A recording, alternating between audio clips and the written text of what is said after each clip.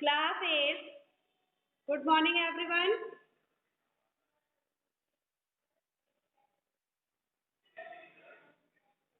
हम शुरू करते हैं भारत की खोज चैप्टर 5 नई समस्याएं अरब और मंगोल पाठ का सार पाठ की समरी यहाँ पर तुम्हें बताई जाएगी।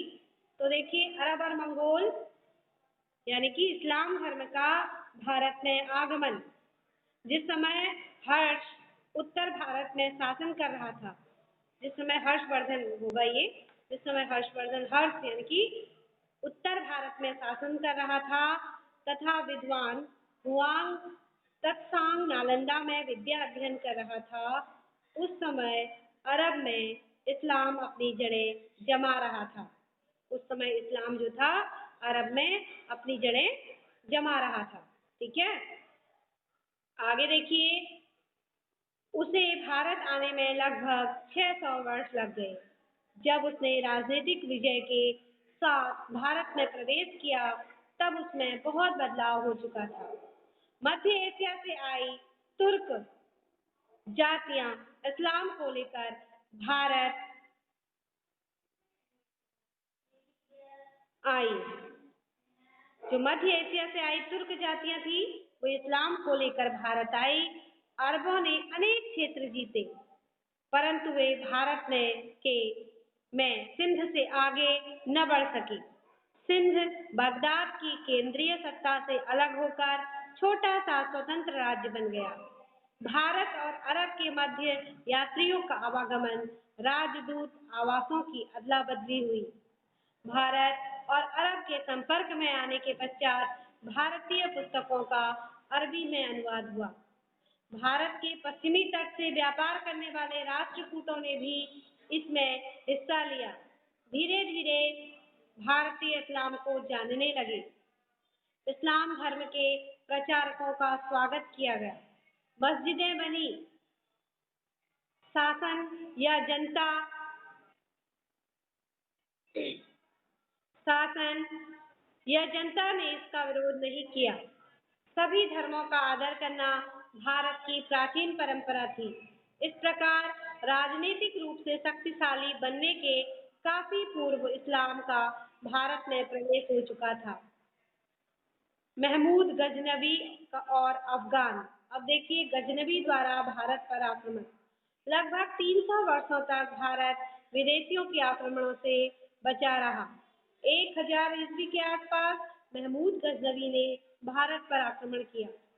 गजनवी तुर्क था जिसने मध्य एशिया में अपनी शक्ति का विस्तार कर लिया। उसके विनाशकारी आक्रमण से बहुत रक्त बहाया गया। वह हर बार खजाना लूटकर ढेरों धन अपने साथ ले गया। हिंदुओं में एकता का अभाव था। वे बिखरे हुए थे। हिंदुओं के मन में मुसलमानों के प्रति नफरत घर कर चुकी थी। गजनवी ने उत्तर भारत के एक टुकड़े को लूट लिया था जो उसके रास्ते में था। पंजाब, सिंध और गजनी पर अधिकार। अब देखिए गजनवी ने पंजाब और सिंध को अपने राज्य में मिला लिया परंतु वह कश्मीर को नहीं जीत सका। काठियावाड़ में सोमनाथ से लौटते समय रेगिस्तानी क्षेत्र में वह पराजित हुआ और फिर वापस नहीं आया।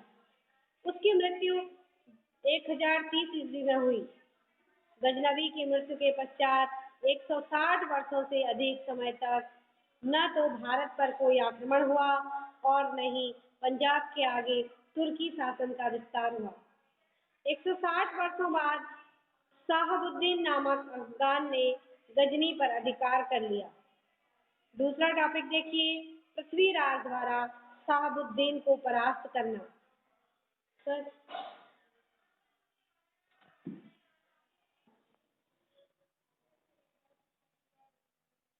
पृथ्वीराज द्वारा साहबुद्दीन को परास्त करना। देखिए तो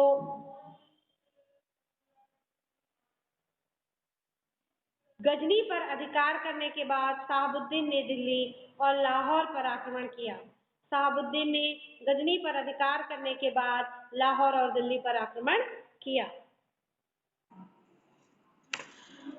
तो क्या बताया था मैंने, पृथ्वीराज द्वारा शहाबुद्दीन को परास्त करना। एक बार फिर से सुनिए। गजनी पर अधिकार करने के बाद शहाबुद्दीन ने दिल्ली और लाहौर पर आक्रमण किया। शहाबुद्दीन ने गजनी पर अधिकार करने के बाद लाहौर और दिल्ली पर आक्रमण किया। ठीक है।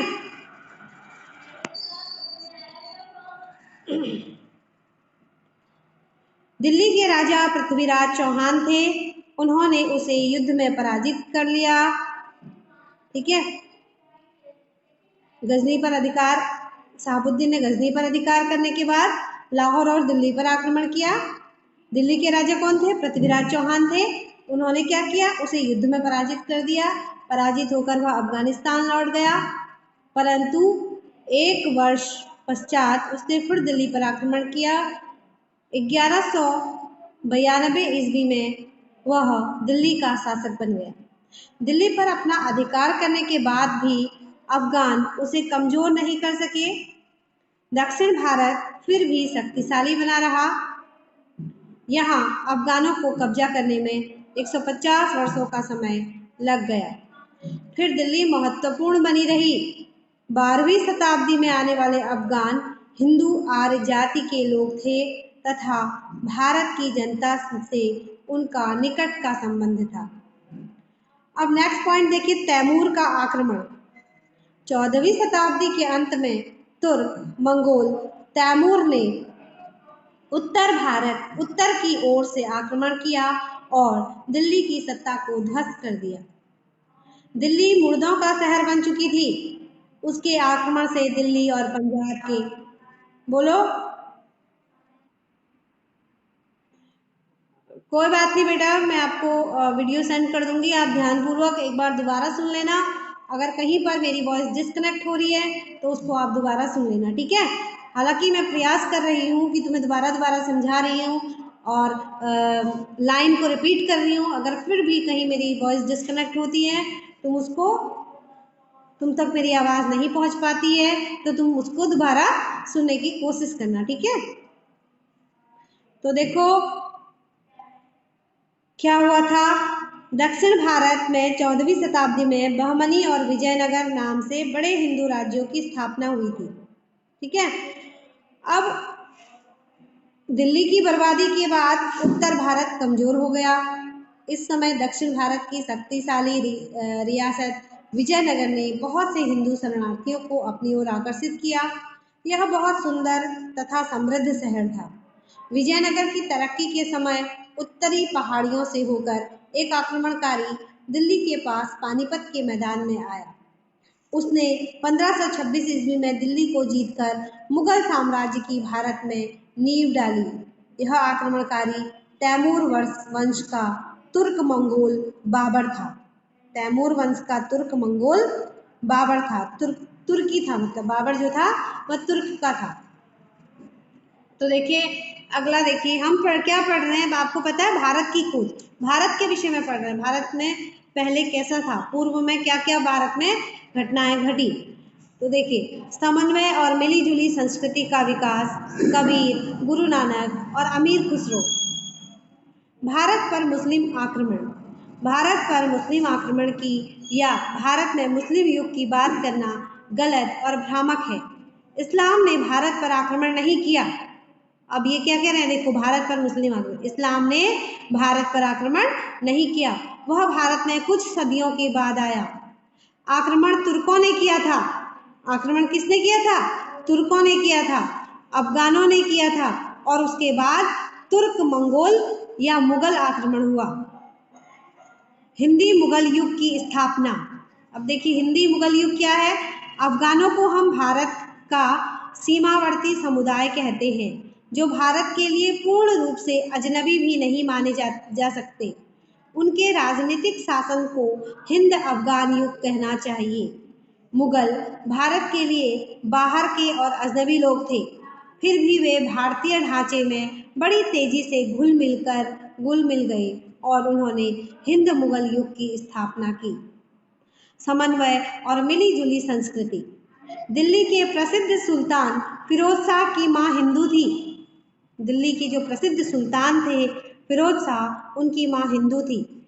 यही स्थिति गयासुद्दीन तुगलक की भी थी। अकबर के प्रसिद्ध राजस्व मंत्री टोडरमल की नियुक्ति शेरशाह ने ही की थी। यह समन्वय एक नया रूप धारण करने लगा। वास्तुकला की नई शैलियां उपजी, खाना पहनना बदल गया, गीत और संगीत में भी समन्वय दिखाई देने लगा। समन्वय मतलब मिलीजुली संस्कृति। दोनों संस्कृतियां, इस्लाम और हिंदू संस्कृति आपस में टकराई और मिलीजुली संस्कृति का रूप लेने लगी। यानी कि एक की धर्म संस्कृति को दूसरा अपनाने लगा, दूसरे की धर्म संस्कृति को दूसरा अपनाने लगा। फारसी भाषा दरबार की भाषा बन गई। तो क्या कह रही वो, फारसी भाषा दरबार की भाषा बन गई। जब तैमूर के आक्रमण से दिल्ली की सल्तनत कमजोर हो गई तो जौनपुर से एक छोटी सी मुस्लिम रियासत खड़ी हुई। 15वीं शताब्दी में यही रियासत कला, संस्कृति और धार्मिक सहिष्णुता का केंद्र रही। कबीर, अब देखिए कबीर क्या थे, 15वीं शताब्दी में दक्षिण में रामानंद और उनसे भी अधिक प्रिय शिष्य कबीर हुए, जिन्होंने सर्वधर्म समभाव की भावना की स्थापना समाज में करने का प्रयास किया। कबीर की साखियां और पद आज भी लोकप्रिय हैं। गुरु नानक, देखिए उत्तर में गुरु नानक जो सिख धर्म के संस्थापक माने जाते हैं, पूरे हिंदू धर्म पर इन सुधारकों के विचारों का प्रभाव पड़ा। अमीर खुसरो तुर्की थे। वे फारसी के उच्च कोटि के कवि थे और उन्हें संस्कृत का भी ज्ञान था। उनके बारे में यह भी कहा जाता है कि सितार का आविष्कार भी इन्होंने ही किया। अमीर खुसरो ने ही सितार का आविष्कार किया। वे फारसी और संस्कृत के विद्वान थे। अमीर खुसरो ने असंख्य पहेलियां लिखी। माना जाता है कि अमीर खुसरो ने बहुत सारी पहेलियां लिखी। अपने लंबे जीवन काल में ही खुसरो अपने गीतों और पहेलियों के लिए बहुत प्रसिद्ध हो गए थे। उनकी लोकप्रियता आज तक बनी हुई है। अमीर खुसरो की जो लोकप्रियता थी वह आज तक भी बनी हुई है।